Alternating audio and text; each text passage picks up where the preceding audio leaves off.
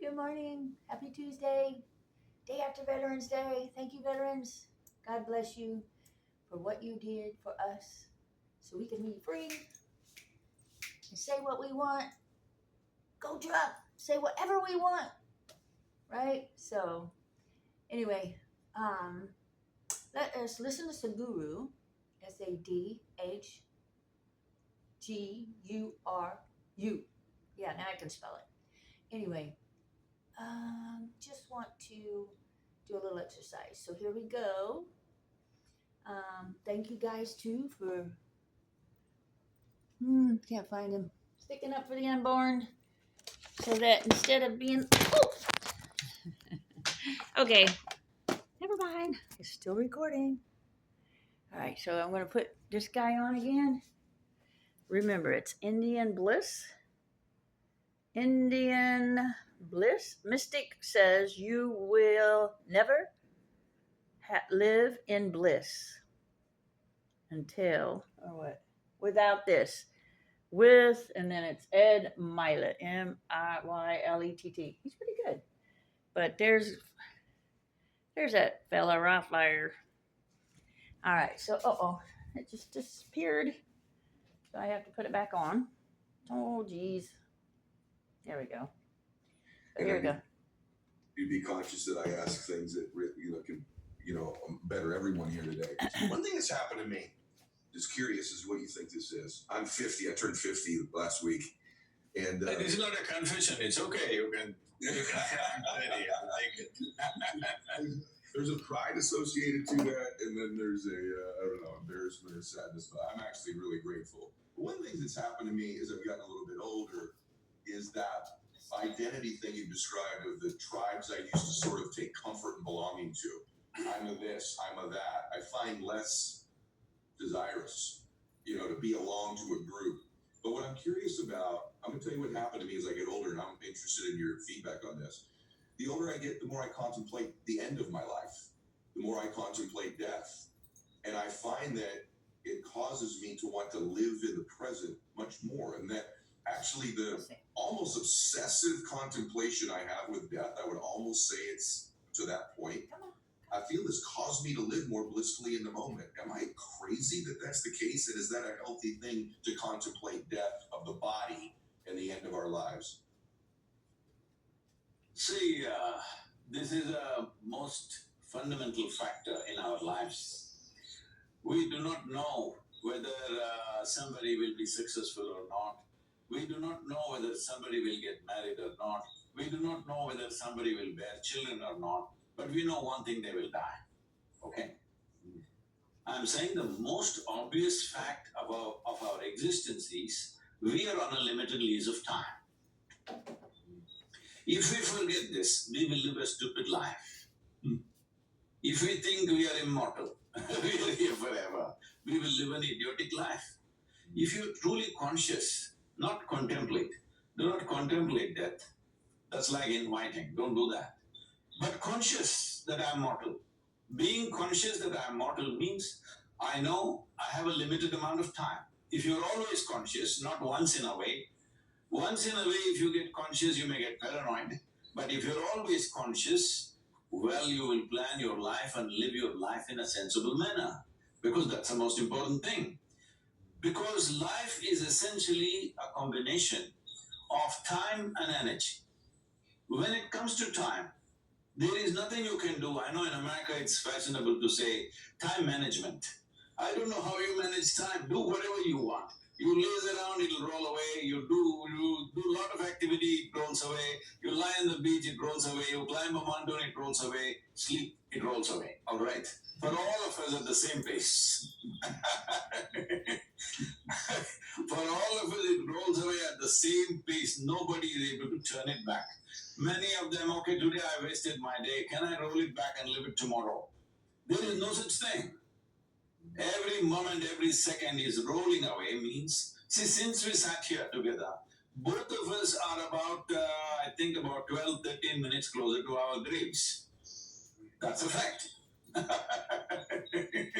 If we are conscious of this, we would be we would see life as a very precious process, which it is. The most precious and wonderful and the grandest thing that's happening here is life. Amen. But people are frustrated. Thousands of people are killing themselves every day, and misery is spreading all over the world for some reason or the other. Okay, when people had to go to work, Monday mornings they were miserable. Now they don't have to go to work, they have to stay at home and work. Now they're even more miserable. I'm saying they're just finding an excuse for everything, but the fundamental reason why people are miserable and why life seems to be so complex is you're misunderstanding your psychological process as existential. You're taking your own thought and emotion too seriously. You don't understand you're creating it. Your thought and emotion is your creation. When you take it seriously and ignore the Creator's creation completely and think what is happening in your head is the greatest thing, then you will suffer and you must suffer. How else life will happen? When you can ignore the cosmos in contrast with your silly thought, if you don't suffer, what does it mean? You must suffer. There is no other way. Because that is the way life is. If you are not in touch with truth, you will trip and fall. That's the only way life can happen. Now, when we want to enhance our lives, people are always thinking they must live longer. That is not always in our hands. Yes, we can strive to keep ourselves healthy. We can strive to see that we are not infected by this nonsense that's happening in the world, and whatever else, we can take all the care. But still, it is not absolutely in our hands. Anytime, anything can happen to anybody. Okay, that's always possible. Well, it seems somebody as big as a dinosaur got wiped out in a day because an asteroid hit. All right. Scientists are predicting, many times telling us an asteroid just missed the planet by 1,000,000 miles, something, whatever. Right. But I'm saying there's so many things flying around, it can hit us. Earth can just spin off its orbit. It is possible. All these things are possible. All right. Yep. Above all, even if the Earth doesn't go anywhere, you or me can just fall dead, just any day. If we know that we are mortal and there is no control over time, we can't slow it down, we can't roll it back, we can't roll it forward, it just goes at its own pace for all of us, then the only thing left in your hands is your energies. Your energies, you can pitch it up. You can your energies you can enhance in such a way that your life looks enhanced. You don't have to enhance the time. You don't have to manage the time.